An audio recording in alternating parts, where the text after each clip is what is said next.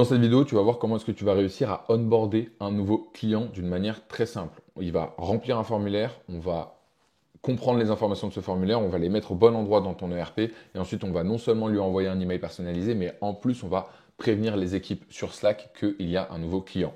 Pourquoi j'ai réalisé cette vidéo? C'est parce qu'il y a une espèce de guerre froide entre les équipes de vente et les équipes d'après-vente dans ton entreprise et je suis là pour le corriger. Bien évidemment, tu auras le template taillé de ce workflow que tu vas pouvoir obtenir gratuitement.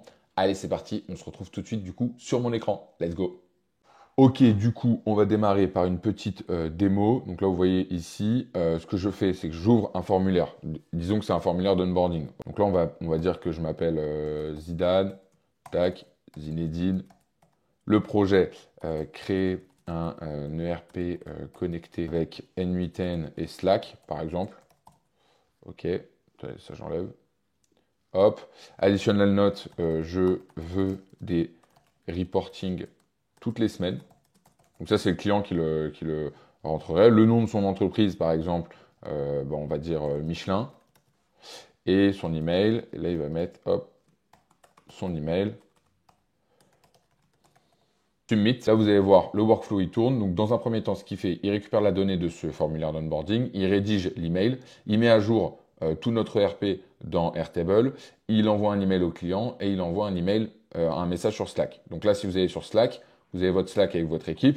Vous voyez ici, hop, nouveau projet reçu, Zinedine Zidane, Michelin, crée un ERP. Donc là, il a simplement récupéré les informations que j'ai mis dans le formulaire. En plus de ça, il a fait un email avec bienvenue dans notre agence, bienvenue Zinedine, bonjour Zinedine.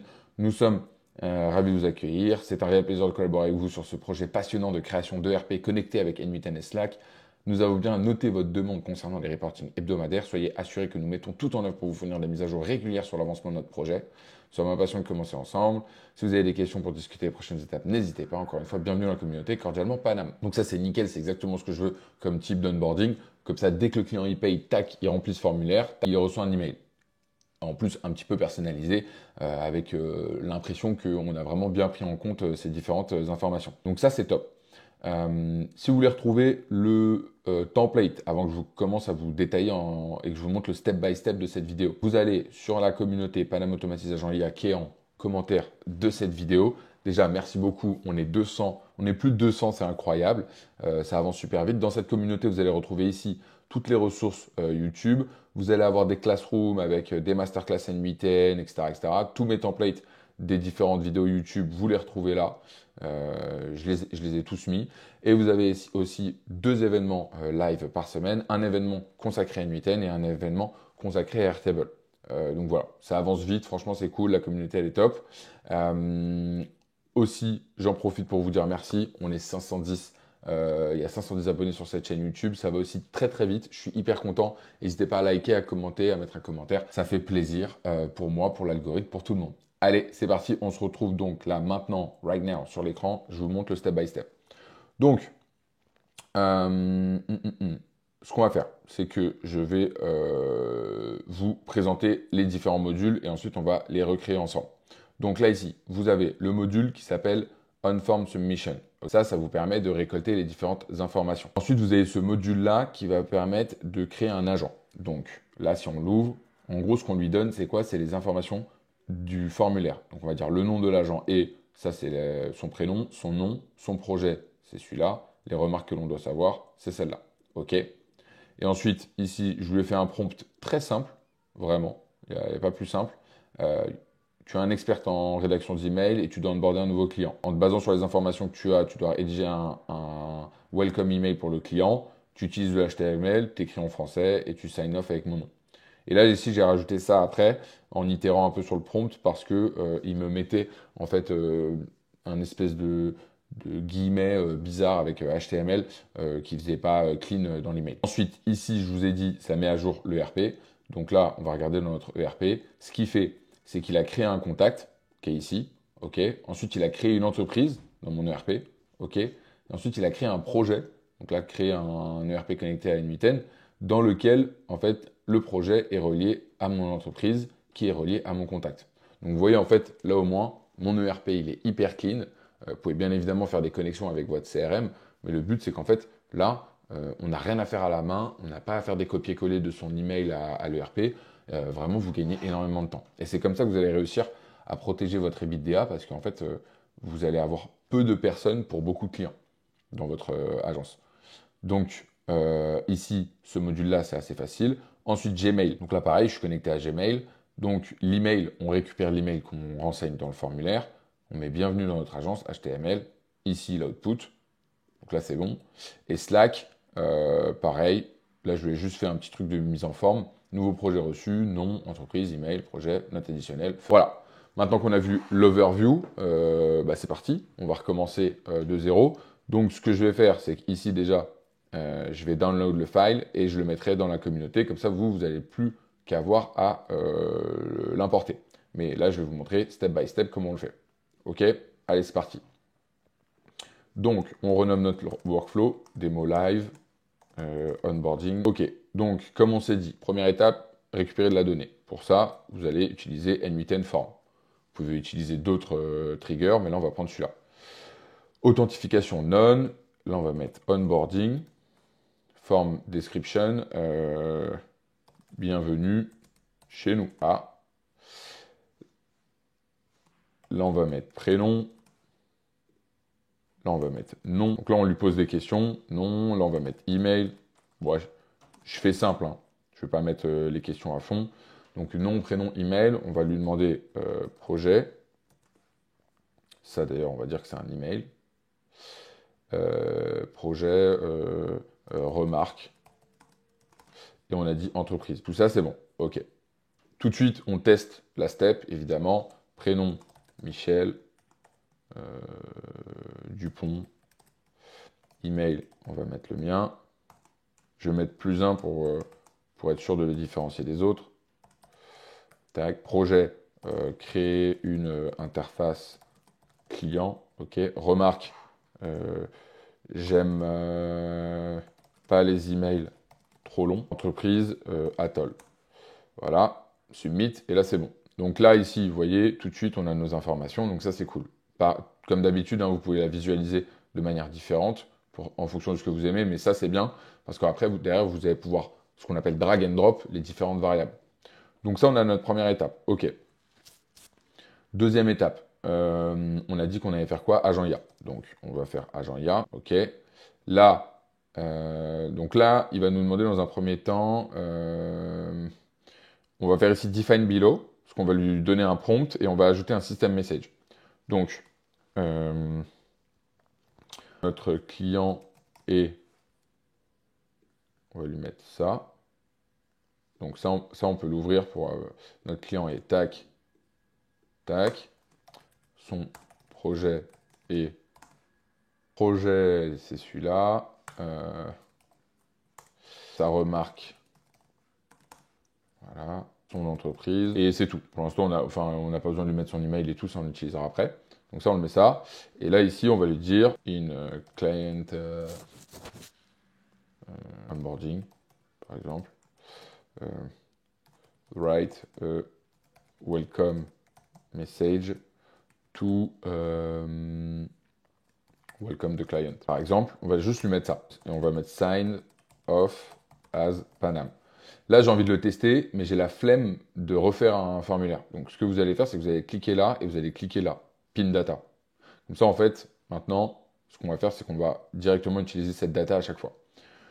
Là, évidemment, il va falloir que je lui mette un tool. Donc, je vais mettre ChatGPT. Hop. GPT 4 au mini, très bien. Si vous ne savez pas comment paramétrer ça, j'ai déjà fait des vidéos sur ma chaîne YouTube sur comment est-ce qu'on connecte ChatGPT. Donc là, on va faire test. Et là, on va regarder ce qu'il nous ressort. Je ne lui ai pas dit d'écrire en français. Ah, mais il l'a compris tout seul, c'est bien, c'est fort. Donc, il nous dit quoi? Nous sommes ravis chez Atoll. Ah, bah non. Ok, disons. Ok. Ok. Le nom de. Non. My agency name. On va faire un truc comme tous les mecs qui font des agences d'automatisation font, genre FlowMind AI. Voilà. On va lui mettre comme ça. On va lui refaire test. Parce que vous l'avez pas capté. En fait, voilà, pourquoi je vous montre ça? Parce qu'en fait, il faut que souvent que vous entraîniez vos prompts. Il faut que vous les testiez pas mal. Parce que c'est hyper important de partir d'un prompt très simple et ensuite de l'améliorer. Si vous partez tout de suite sur un truc compliqué, vous allez vous embrouiller les pinceaux.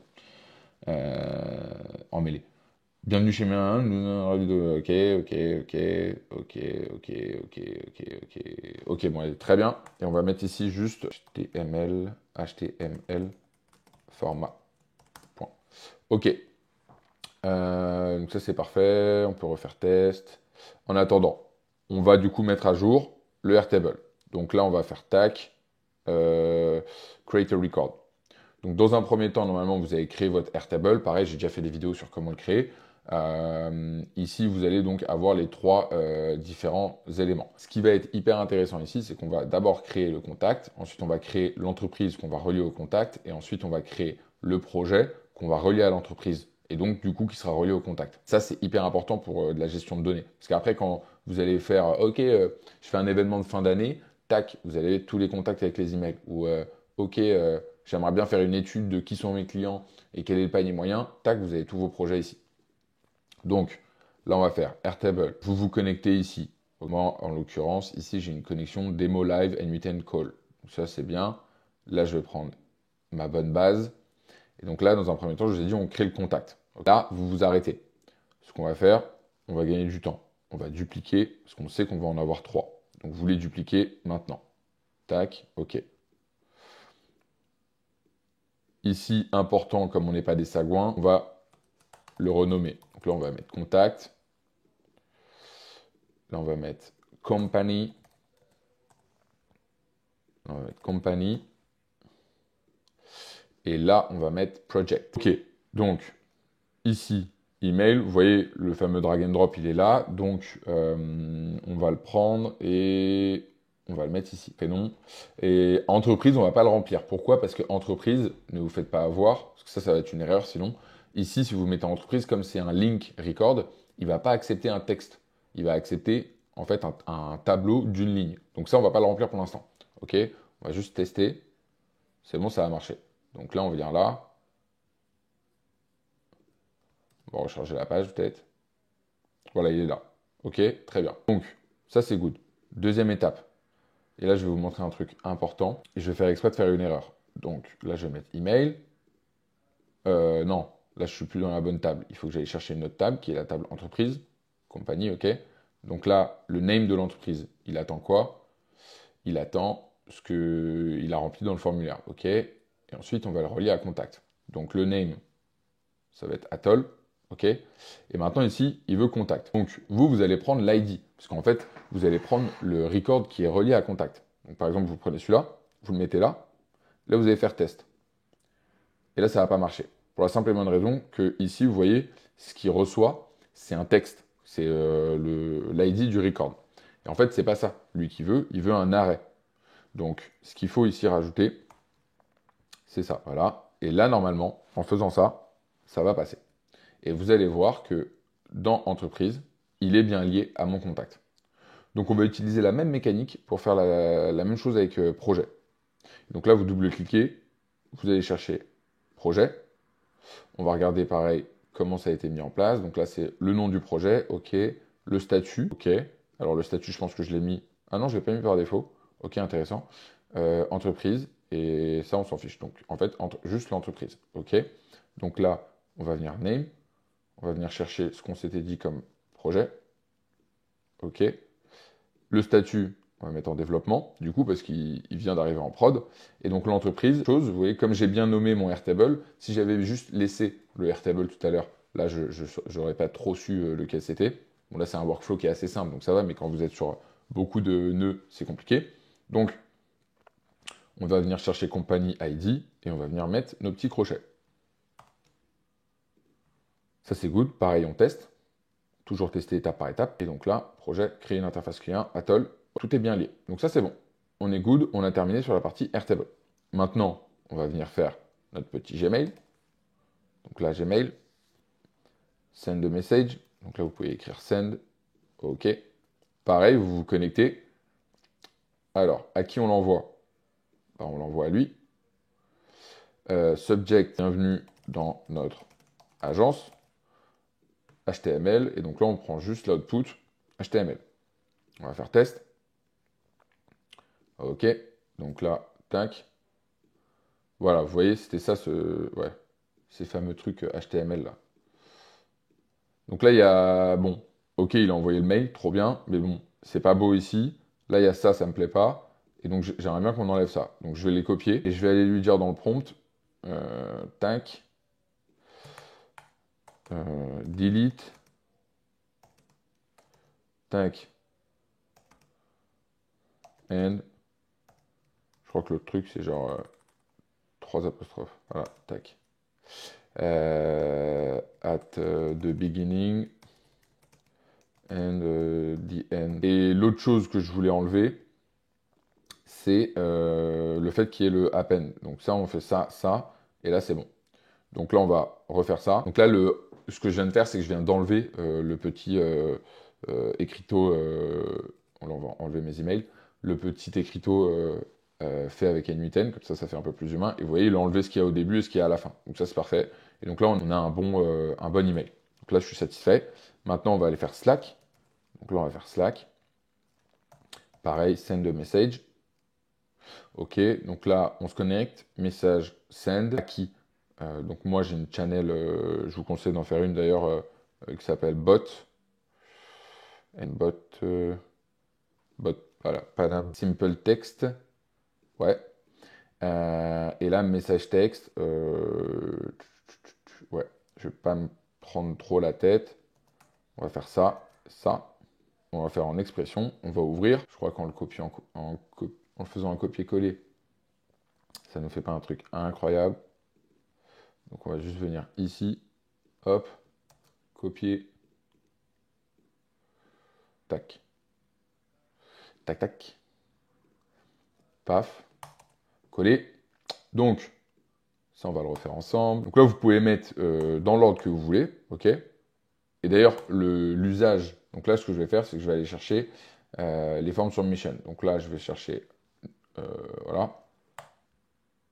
Donc lui, non. Hop. Vous cliquez là, vous mettez un espace. Hop. OK. Entreprise. Entreprise, parfois c'est un peu galère. Email. Email. Projet. Projet. Note additionnelle. Remarque. OK. Feu. Tac. Pareil. Test step. Ah. Ouais. J'aurais aimé qu'il fasse que ça, mais c'est pas grave. Et voilà. Hop. On a toutes les informations. Pareil.